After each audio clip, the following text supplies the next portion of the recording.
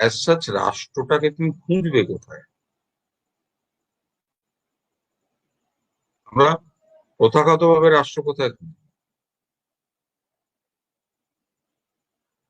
প্রশাসন, আইন প্রণয়ন, বিচার ব্যবস্থা। কিন্তু যে জায়গাটা আসছেন দাঁড়িয়ে তারপরে বলছেন যে এই বিভাগটা ঠিক না। আসলে যেটা ঘটেছে বা ঘটে চলেছে সেটা হলো যে যে আল মানে সর্বশেষ বিচারে আর কি যেটা ঘটছে সেটা হলো যে রাষ্ট্রটা ক্রমাগত আস্তে আস্তে গভর্নমেন্টে এসে পরিণত হচ্ছে। এবং সেই গভর্নমেন্টটা চলছে কি করে? উনি বলছেন technologies of power. Technologies of power কি কি? উনি বলছেন যে এফেক্টস আর ইনস্ট্রুমেন্ট। এখন আমি যখন একটা কোনো কাজ করি তার এফেক্টস তৈরি হয় তার, এবং কাজটা করার জন্য কিছু ইনস্ট্রুমেন্টের বাংলা কি করবো, প্রযুক্তি করি, এখানে প্রযুক্তি হওয়াটাই উচিত আর আহ, তাহলে রাষ্ট্র ক্রমাগত তার ভায়োলেন্সের জায়গা থেকে সরে আসার চেষ্টা করছে, দিয়ে যেটা চেষ্টা করছে সেটা হলো একটা ব্রড কনসেনসাসের জায়গায় আসার চেষ্টা করছে। হুম। তাহলে কোয়ারশন আর কনসেনসাস, কোয়ারশন মানে কি? বলপ্রয়োগ। আর কনসেনসাস মানে আমি বলতে পারি যে সহমত তৈরি করা। এই দুটোর মধ্যে একটা ক্রমাগত শিফট। হুম। তিনি বলছেন যে ফাউন্ডেশন মানে কি বলবো, পাওয়ার, রাষ্ট্র বা গভর্নমেন্ট বলি তাহলে তো পাওয়ারের নোশনটা তো কখনোই বাদ দিচ্ছেন না। তিনি বলছেন যে power is a kind of manipulative. Manipulative এর বাংলা কি? আমি তোমাকে প্রত্যক্ষভাবে কোনো কাজ করতে বললাম না, এমন কিছু কন্ডিশনস তৈরি করে দিলাম, যে এমন কিছু অবস্থা তৈরি করে দিলাম যে তুমি সেই কাজটা আমার যে কাজটা তোমাকে দিয়ে করাতে চাইছি তুমি বাধ্য হচ্ছ সেই কাজটা তৈরি করতে, সেই কাজটা করতে, তৈরি করা ভুল, সেই কাজটা করতে। অর্থাৎ ম্যানিপুলেশন এখানে একটা হুম, বড় জায়গা সে দেখা সে দাঁড়াচ্ছে। তাহলে এর সাথে যদি আমরা, ধরো তোমাদের মধ্যে যারা ইন্টারন্যাশনাল রিলেশন, তাহলে তাদের একটা প্রশ্ন আসতে পারে যে তাহলে রাষ্ট্রের আহ, বিজয় অভিযান মানে কনকোয়েস্ট এবং যুদ্ধ ওয়ার, এই দুটোর কি হবে? উম, উনি বলছেন যে না, আসলে যুদ্ধটা ওই রকম ভাবে আর দেখা যাবে না, ওটাকে দেখতে হবে একটা, এই যে বললাম ইন দ্য মোড অফ গভর্নমেন্টালিটি, একই সিঙ্গেল অ্যাকশনে দেখতে হবে। এটা না মানে যুদ্ধের মতো, না জুরিডিক্যাল। জুরিডিক্যাল মানে আইনসম্মত। তো এইটা যদি গভর্নমেন্টালিটির তোমার প্রথম বৈশিষ্ট্য হয়, তাহলে দ্বিতীয় বৈশিষ্ট্য এসে দাঁড়ায় যে দ্বিতীয় বৈশিষ্ট্য হয় যে তুমি কি পর্যবেক্ষণ করবে? পর্যবেক্ষণ করবে the study the autonomous individuals capacity for self-control and how this is linked to the forms of political rule and economic exploitation. তোমরা কেউ চার্লি চ্যাপলিনের মডার্ন টাইমস দেখেছো? যে চার্লি চ্যাপলিন সেই ইয়ে ফ্যাক্টরি আওয়ার্স এর বাইরেও ওই দুটো হাত এমন ভাবে মুভ করছেন যে সবসময় মনে হচ্ছে উনি নাট বল্টু টাইট দিচ্ছেন। মডার্ন টাইমস যদি সিনেমাটা দেখো, তাহলে আস্তে আস্তে এদিকে স্টেট রিমোট হয়ে যাচ্ছে, গভর্নমেন্টও অনেকটাই কনসেনসাসের জায়গায় চলে আসছে। তাহলে তো গভর্নেন্সটা চালাতে হবে আমাদের। তাহলে হোয়াট ইজ গভর্নমেন্টালি? উনি বলছেন যে গভর্নমেন্টালিটিটা হচ্ছে study of autonomous individuals capability, মানে আহ, একটা আপেক্ষিক স্বাধীন ব্যক্তির ক্ষমতা, হুম, উম, সেটাকে কি করে, সেটার সাথে কি করে রাজনৈতিক শাসন এবং অর্থনৈতিক শাসনটাকে যুক্ত করা যায়। এখানে দেখো যে মূল জায়গাটা আবার ঘুরে ফিরে আসছে সেলফ কন্ট্রোল, আত্মশাসন। দেখো শাসন ব্যবস্থার কোয়ারশন মানে বলপ্রয়োগের জায়গাটা যত কমে যাবে, কতটা কমবে, যতটা তুমি আত্মশাসন করবে। আত্মশাসন না হলে কি হয়, তখন রাষ্ট্রকে বলপ্রয়োগে নামবে। তোমাকে বিগত 1 বছর ধরে আমাদের বলা হচ্ছে এই করুন, মাস্ক করুন, ইত্যাদি করুন, ইত্যাদি করুন, ইত্যাদি করুন। এগুলো যদি না করা হয়, মানে আপনারা নিজেদের আত্মশাসন করুন। যদি না করেন তখন রাষ্ট্র যা যা ব্যবস্থা নেওয়া সেসব নিতে পারে। কিন্তু যতক্ষণ আপনি আত্মশাসন করছেন ততক্ষণ রাষ্ট্র সে ব্যাপারে মানে গভর্নমেন্ট সে ব্যাপারে মাথা ঘামাবে। তাহলে উম,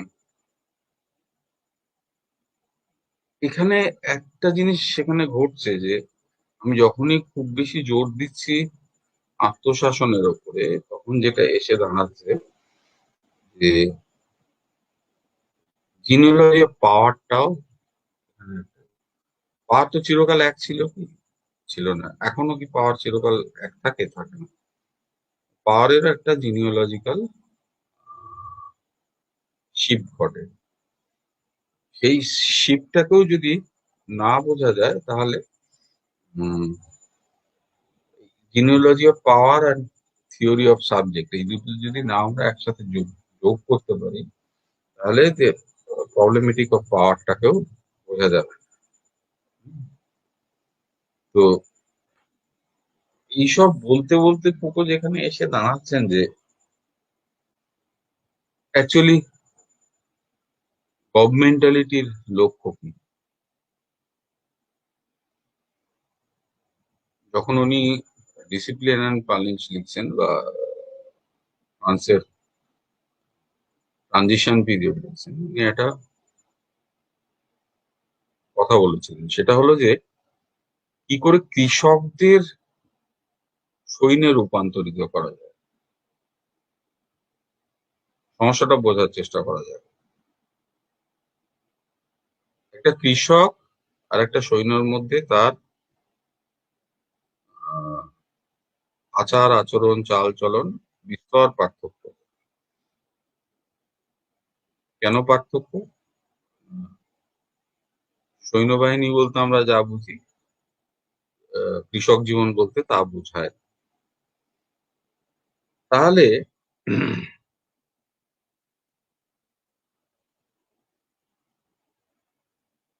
গভর্নমেন্ট কি চায়?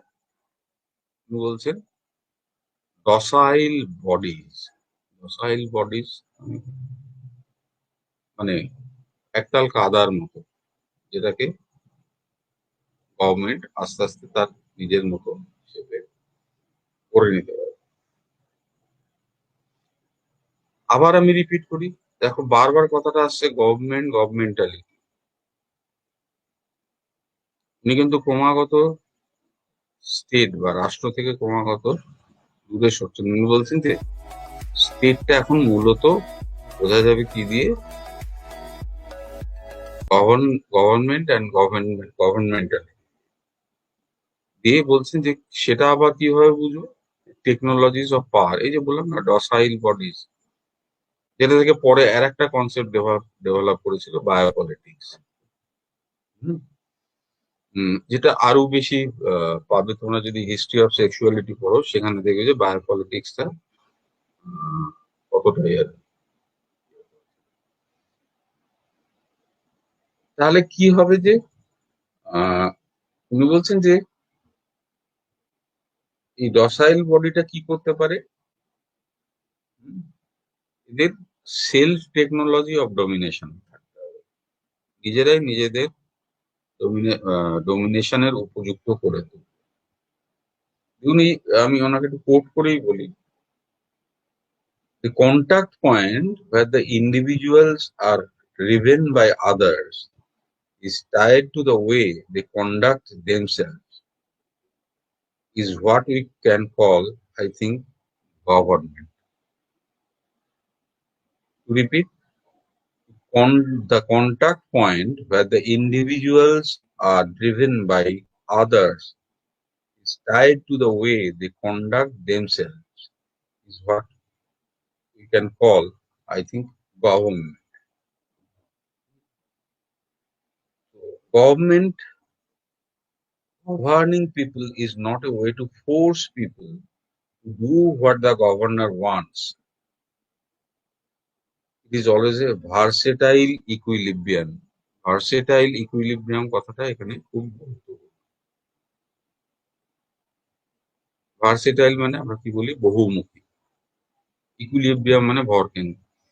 তো এখানে বহুমুখী ভরকেন্দ্রগুলো তৈরি হচ্ছে, হুম, with complementarity and conflicts between techniques which assure coercion and process through which the self is constructed or modified by himself. এখানে self is constructed or modified by himself, not by other. জটিল হয়ে যাচ্ছে নাকি? কারোর কোনো response পাচ্ছি না। হুম। তো তাহলে এখন এইগুলোর জন্য এই এই জিনিসগুলো অ্যাচিভ করার জন্য উনি যা বলছেন সেগুলো বলছেন যে এগুলো হলো টেকনোলজিস অফ পাওয়ার। যখনই আমরা বলছি টেকনোলজি তখনই সমস্যা হয়ে যাচ্ছে, তাই তো? টেকনিক বললেও অতটা সমস্যা হয় না, উনি কিন্তু কথাটা বলছেন টেকনোলজি। কি কি হতে পারে টেকনোলজি? হুম উনি বলছেন যে টেকনোলজি অনেকগুলো হতে পারে, তার মধ্যে মূল টেকনোলজির এমটা কি? Strategic games that result in the fact that some people try to dominate the conduct of others. আবার ঘুরিয়ে ফিরিয়ে একটা শব্দ আসছে, কন্ডাক্ট অফ। আমি তোমাকে ডাইরেক্ট ডমিনেট করতে চাইছি না, আমি তোমার কন্ডাক্টটাকে ডমিনেট করতে চাই, তাই তো? তাহলে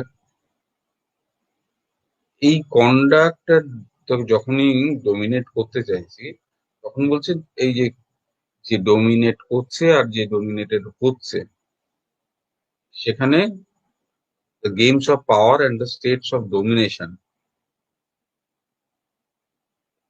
ক্ষমতার খেলা এবং আধিপত্যের আহ, বিস্তার, এই দুটোর মধ্যে যোগসূত্র হলো গভর্নমেন্টাল টেকনোলজি। উনি বলছেন গভর্নমেন্টাল টেকনোলজিস কি কি করে? পাওয়ার রিলেশনস গুলো চেঞ্জ করে। কিরকম পাওয়ার রিলেশন চেঞ্জ করে? স্ট্র্যাটেজিক গেমস বিটুইন লিবার্টিজ,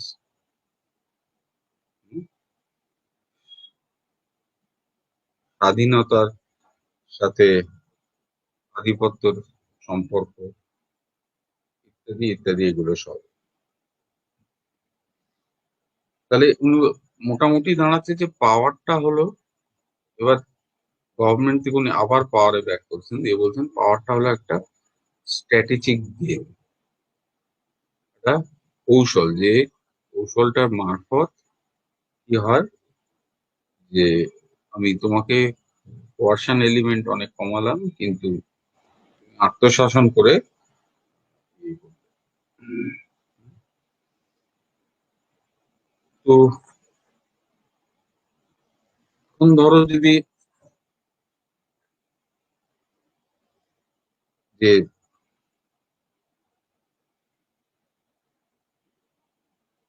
তাহলে তোমরা বলতে পারো যে আত্মশাসনটা কি রিপ্রেসিভ, মানে অবদমনমূলক?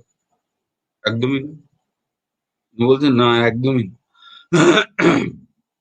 এই যে আমরা একটা শব্দ খুব ব্যবহার করি না, এম্পাওয়ারমেন্ট, ক্ষমতায়ন।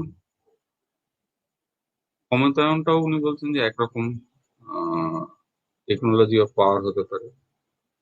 হুম, আমি তোমায় ফোর্স করছি যে তুমি মুক্ত হও। হুম, তুমি কতটা মুক্ত হবে সেটা আমি ঠিক করবো। আমি তোমাকে এম্পাওয়ার করছি, ক্ষমতা দিচ্ছি, ফোর্স করছি মুক্ত হও। কতটা মুক্ত হবে সেটা আলটিমেটলি ইয়ে ঠিক করবে। government। তাহলে নানা রকম এরকম রিফ্লেক্টেড মোডস অফ পাওয়ার আছে। তো এখন যদি আমরা দেখি, আমরা কি সাধারণত ভেবে থাকতে ইয়ে থাকি যে ওয়েলফেয়ার স্টেট, এখানে আর একটা যে ডিসিপ্লিনারি সভারেন পাওয়ার, যে সবার ইয়ে করবে। কিন্তু বলছেন না, ওইভাবে হয় না, কারণ কোনো ডিসিপ্লিনারি সভারেন পাওয়ার চিরকাল একসাথে কাজ করে না। কারণ গভর্নমেন্ট যেটা করে,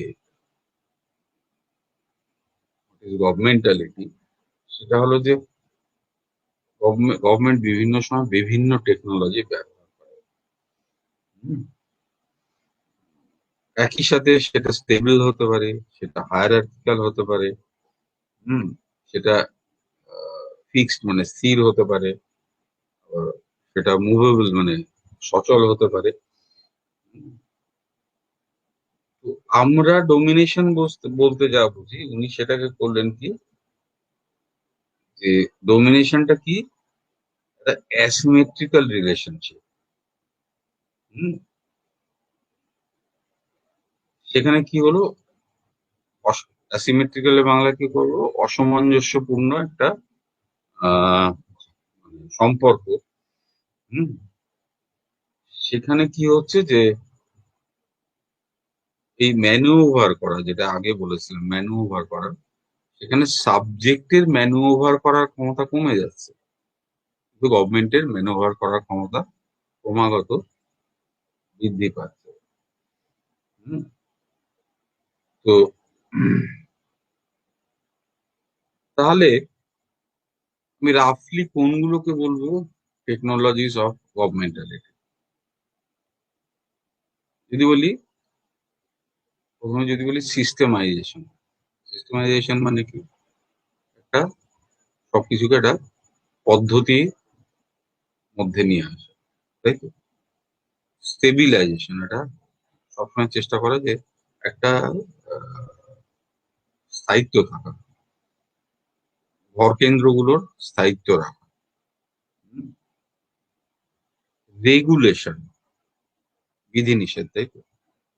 What to do, কি করতে হবে এবং কি করা যাবে না। তোমরা সবাই ইউনিভার্সিটি কলেজে সবাই দেখো রেগুলেশন। তো এইগুলো আহ, এগুলো দিয়েই মূলত গভর্নমেন্ট তার কাজকর্ম চালায়। এবার যে দ্বিতীয় জায়গাটা আমি ঢুকতে চাইছি, সেটা যেটা আগে বলেছিলাম যে দুটো দিক দিয়ে অ্যাপ্রোচ করবো, একটা গভর্নমেন্টালিটি দিয়ে যেটা বললাম, তো হলো ক্রিটিক অফ নিও লিবারালিজম। নিও লিবারালিজম নিয়ে তোমরা তো প্রচুর পড়েছো।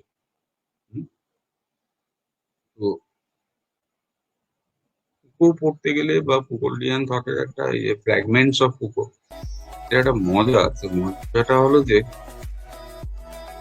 ধরো আমরা এতাবৎকাল কি দেখে এসেছি, liberal school versus Marxist school, critical theory versus নন ক্রিটিক্যাল থিওরি। এই বাইনারি গুলোতে বিশ্বাস করেন, কেন করেন না? তার কারণটা বলছেন যে দেখা গেল যে ধরো আজকে মার্কস, উনি বলছেন যে মার্কস যে জায়গায় দাঁড়িয়ে স্টেটকে চ্যালেঞ্জ করছেন, স্টেট আর সে জায়গায় নেই। স্টেটকে চ্যালেঞ্জ করলেও স্টেট যদি অবলুপ্ত হয়, যেটা আগে আমরা আলোচনা করলাম, তারপরে হেডলেস স্টেট ঘুরে বেড়াতে হয়। তো আহ প্রথম সমালোচনাটা কি করা হয় নিও লিবারালিজমের, যে এটা রং, সঠিক নয়। কি সঠিক না? এটা সোসাইটি, সমাজ এবং অর্থনীতি সম্পর্কে সঠিক জ্ঞানের ওপরে ভিত্তি করে এটা দাঁড়িয়ে নেই, তাই তো? হম। অতএব এটা একটা ভুল থিওরি। কিন্তু ঘটনাটা হলো যে এটা কিন্তু আমার নিও লিবারালিজমকে বুঝতে এক বিন্দুও সাহায্য করলো না। ও বলছেন এটা আমার নিও লিবারালিজমকে বুঝতে এক বিন্দুও সাহায্য করলো না, এই কারণে আমি যখন বলছি যে এটা একটা ভুল জ্ঞানের ওপরে দাঁড়িয়ে, তখন আমি এটাকে অস্বীকার করতে পারি, কিন্তু এর গভর্নমেন্টালিটিটা আমি বুঝতে পারছি না। তো তাহলে এর গভর্নমেন্টালিটি কি করে বুঝো? হুম। এর গভর্নমেন্টালি বুঝতে গেলে আমি তো সেম গ্রাউন্ডে দাঁড়িয়ে তাকে চ্যালেঞ্জ করছি। নিওলিবারালিজম কি বলছে যে আমি মোর appropriate theory about economy and politics, আমার তত্ত্ব হলো রাজনীতি এবং অর্থনীতির ক্ষেত্রে সর্বশ্রেষ্ঠ। আর আমরা বলছি যে ভুল। কিন্তু ইন বিটুইন কি হলো আমরা কেউ দেখলাম না, যে নিও লিবারালিজমটা কি করে ঘাড়ে চেপে এসে বসলো। সেটা বুঝতে গেলে আবার উনি বলছেন যে নিও লিবারালিজমের গভর্নমেন্টালিটি, যে নিও লিবারালিজমের তার পাওয়ার, তার টেকনোলজি ইত্যাদি, এগুলোকে বুঝতে হবে। না বুঝে শুধু একটা থিওরির এগেনস্টে আর একটা থিওরিকে দাঁড় করিয়ে দিলে আন্ডারস্ট্যান্ডিং, বোঝাপড়াটা ঠিক হয় না। এবং যতক্ষণ না বোঝাপড়াটা ঠিক হচ্ছে, ততক্ষণ তুমি তার পক্ষে বিপক্ষে যাই বলো, সেটা তার এগেনস্টে কোনো পলিটিক্যাল এজেন্ডা। আমি বললাম বুর্জোয়া সোসাইটি ভুল, তাহলে তো আমায় দেখাতে হয় কেন কেন কেন কেন কেন। যদি বলি যে বুর্জোয়া সোসাইটি ভুল আর এই সোসাইটিটা ঠিক, যে কোনো একটা সোসাইটি ঠিক, তাহলে আমরা জাস্ট দুটোকে, দুটোর মধ্যে একটা কি বলবো কন্ট্রাডিকশন তৈরি করবো।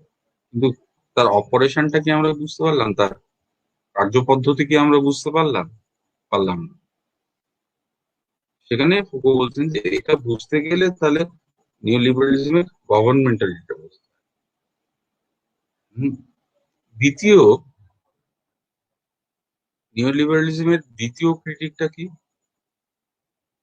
যে এটা হচ্ছে যে পলিটিক্স কে বাদ দিতে চাইছে, দিয়ে কি করতে চাইছে, এক্সটেনশন অফ ইকোনমি, মানে ইকোনমিটা কে ক্রমাগত ঢুকিয়ে দিতে চাইছে পলিটিক্স এর মধ্যে। হুম। মানে extension of economy in the political domain, রাজনৈতিক ক্ষেত্রের মধ্যে আমি ইকোনমিটাকে ঢুকিয়ে দিই। এখন ঘটনাটা হলো, এটা কি নিও লিবারালিজমের, ওকে বলছেন এটা কি নিও লিবারালিজমের একমাত্র কথা? লিবারালিজমেরও তো একই কথা, তাই না? তাহলে যদি নিও লিবারালিজমটাকে আমি নিও লিবারালিজমের গ্রাউন্ডে দাঁড়িয়ে চ্যালেঞ্জ করে তো আমার লাভ নেই। তাহলে ওটাকে চ্যালেঞ্জ করতে হলে আমার যেটা করতে হয়, তাহলে আর একটা মানে তার অপারেশনাল মোড, সেটা কিভাবে, আহ, কি কি টেকনোলজিস দিয়ে কাজ করছে সেটাকে দেখ। তো যার জন্য বলা হয় যে দেখবে যে পত্র-পত্রিকাতে প্রায় লেখা থাকে যে নিওলিবারালিজম মানে কি? যে it's a kind of domination of capitalism over the state. রাষ্ট্রের উপরে ক্যাপিটালের আধিপত্য। তো এটা কি আজকের নতুন ঘটনা না নিওলিবারালিজম? তো আমরা এতদিন লিবারালিজমটাকে ঠিক মতো তার অপারেশনাল প্রসিডিওর বুঝলাম না, টেকনোলজিস বুঝলাম না। নিও লিবারালিজমের ক্ষেত্রে এই একই জিনিস আহ, আগেও বহুবার বলা হয়েছে যে লিবারালিজম কি চায়, যে রাষ্ট্রকে ক্রমাগত কমিয়ে আনতে less the state is better the state. রাষ্ট্র যত কম তত ভালো। এটা তো বহুকাল ধরে বলা হচ্ছে, তাতে কি লিবারালিজমের সাবস্ট্যান্সিয়াল মানে যুক্তিগ্রাহ্য কোনো ক্রিটিক দাঁড়িয়েছে? দাঁড়ায়নি। কারণ আমি যেটা করছি যে একটা মতবাদের এগেনস্টে আর একটা মতবাদকে দাঁড় করিয়ে দিচ্ছি, কিন্তু একটা মতবাদ কিভাবে এগিয়ে আসছে, কোন টেকনোলজি কোন ফর্ম দিয়ে কোথা দিয়ে এগিয়ে আসছে, সেটা আমরা বোঝার চেষ্টা করছি না। হুম, তো এটাকে যদি বুঝতে হয় যে আহ, যে ক্যাপিটালিজম মানে একদম কন্ট্রোলের বাইরে বেরিয়ে গেছে, ওটা বলে তো লাভ নেই। ক্যাপিটালিজম কবে কোন কন্ট্রোলে ছিল? ছিল? ক্যাপিটালিজম কি কোনোদিন কোনো কন্ট্রোলে ছিল? ছিল না। ক্যাপিটালিজমের হিস্ট্রি যদি দেখা যায়, ক্যাপিটালিজম কোনোদিন কোনো কন্ট্রোলের মধ্যে ছিল না। কিন্তু কি প্রসিডিওরের মধ্যে দিয়ে সে, কি ইনস্ট্রুমেন্ট, কি টেকনোলজি, কি মডালিটির মধ্যে দিয়ে সে ক্রমাগত এগিয়ে গেছে, সেটাকে আমরা কোনোদিন ভাবার চেষ্টা করেছি? বলছে ওই জায়গাটাতেই বোঝার জায়গা যে নিওলিবারালিজম একমাত্র শুধু মানে ক্যাপিটালিজমের চ্যাম্পিয়ন না। বুঝতে হলে পুরো প্রসেসটাকেই, তার টেকনোলজি, তার হিস্ট্রি সবটাকেই বুঝতে হবে। হুম। আর একটা জিনিস কি বলা হয় নিও লিবারালিজম সম্বন্ধে, যে ইন্ডিভিজুয়াল মানে ব্যক্তির ওপরে নিওলিবারালিজমের একটা বড় প্রভাব পড়ছে। কি প্রভাব? না, এটা একদম অ্যান্টি হিউম্যানিজম। অ্যান্টি হিউম্যানিজম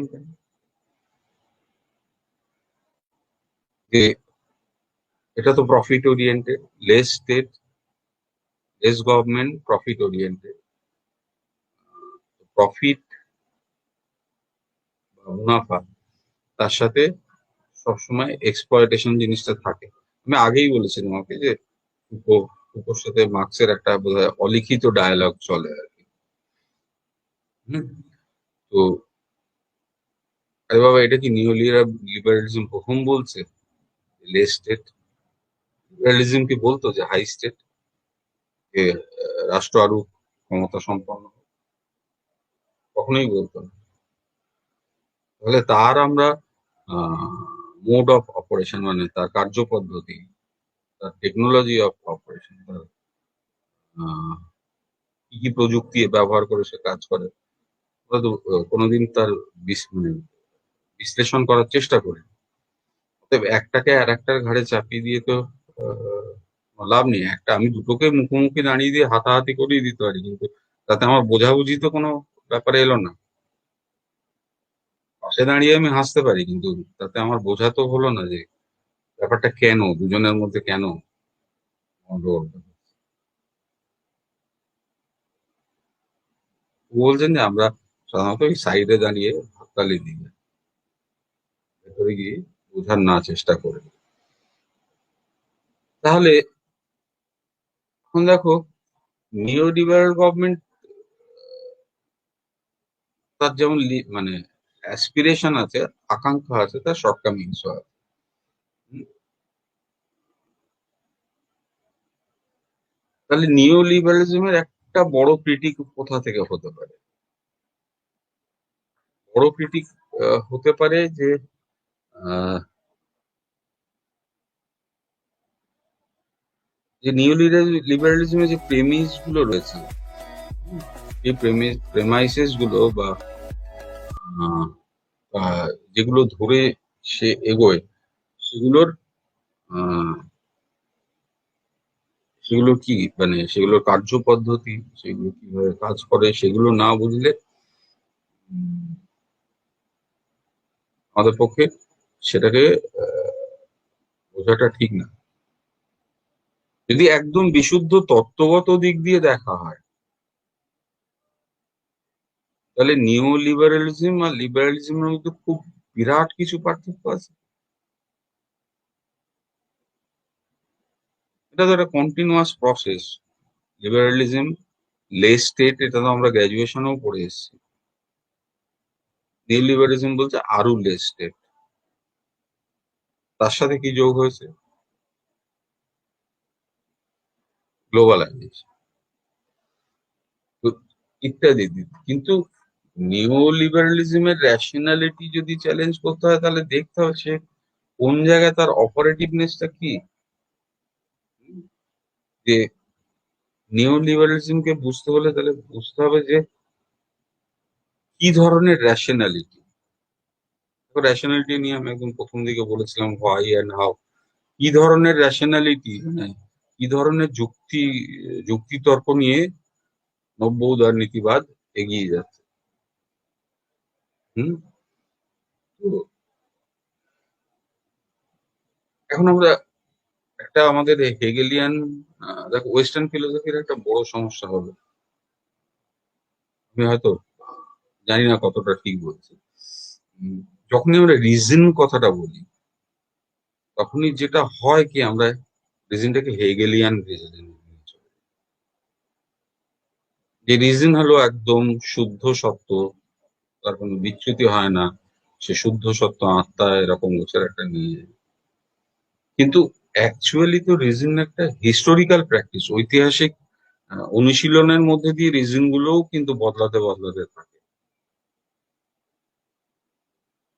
ভালো করে আরেকবার রিজন কথাটা আমাদের ওয়েস্টার্ন ফিলোসফি পড়তে গেলে সবসময় মনে হয় যে ওটা যেন ওই হেগেলিয়ান রিজন, এটা মানে চিরস্থির একদম এবং ধ্রুব সত্য। কিন্তু ফুকো যেখানে বলছেন বা অন্য পরবর্তীকালে ফ্র্যাঙ্কফার্ট স্কুল আমি আগেও উল্লেখ করেছি, বা critical theory, reason is not a pure reason. শুদ্ধ যুক্তি বলে কিছু হয় না। যুক্তির যুক্তি প্রক্রিয়াটা হয় কি ঐতিহাসিক ভাবে নির্ধারিত। বস্তুতপক্ষে এই নিয়ে সব থেকে বিখ্যাত বইটি হলো কান্ট সাহেবের লেখা critic of pure reason. Pure reason বলে কিছু হয়? আজ থেকে 200 বছর আগে যেটাকে রিজনেবল বলা হতো এখন কি রিজনেবল বলা হয়? হুম। পিওর রিজন বলে হয় না। রিজনটাও একটা হিস্টোরিক্যাল প্র্যাকটিসের মধ্যে দিয়ে বা ঐতিহাসিক অনুশীলনের মধ্যে দিয়ে গড়ে ওঠে, এবং ইতিহাসের নিয়মে রিজনও মানে যুক্তিরও পরিবর্তন করতে থাকে। হুম। তাহলে দেখো পলিটিক্যাল রেশনালিটি আমি যেটাকে বলছি, বা একটু ফোকা এক জায়গায় কোট করে নিয়ে যদি যে rather examining how forms of rationality inscribe themselves in practice or systems or practices and what role they play within them, because it's true that practices don't exist without a certain regime of rationality. তাহলে রেশনালিটিও regime হয়, ক্ষমতার যেমন regime হয়, রেজিমের বাংলা কি, ক্ষমতার যেমন regime হয় রেশনালিটিও সেরকম একটা রেজিম হয়। হুম। তো তাহলে যে এইভাবে একটা থিওরির এগেনস্টে আর একটা থিওরিকে দাঁড় করিয়েটা দেওয়াটা কোনো ওপর মতো কোনো আন্ডারস্ট্যান্ডিং। উনি বলছেন যে নিউ লিবারালিজমকে বুঝতে হলে যে তার গভর্নমেন্টালিটিটা বুঝতে হবে, যে সে কিভাবে অপারেট করছে। হুম। দেখো এইখানে আর একটা কথা তোমরা হয়তো ভাবছো যে স্যার কেন এতক্ষণ বলেন যে ফুকো পড়তে গেলে বা ইনফ্যাক্ট এখন যেটা খুব চালু ডিসকোর্স, ডিসকার্সিভ ফিল্ম, ন্যারেটিভস। তাহলে রিজনের তো একটা ডিসকোর্স আছে, এই ডিসকোর্সটা কি সবসময় থেমে থাকে? তার ডিসকার্সিভ ফিল্ডটাও বদলে বদলে যায়। তুমি নিও লিবারালিজমের ন্যারেটিভের এগেনস্টে আর একটা ন্যারেটিভকে দাঁড় করালে, তাতে কি নিও লিবারালিজমকে চ্যালেঞ্জ করা হলো? যতক্ষণ না তুমি নিও লিবারালিজমের অপারেশনাল আসপেক্টটা বুঝছো, তার টেকনোলজি, তার ইয়ে বুঝছো,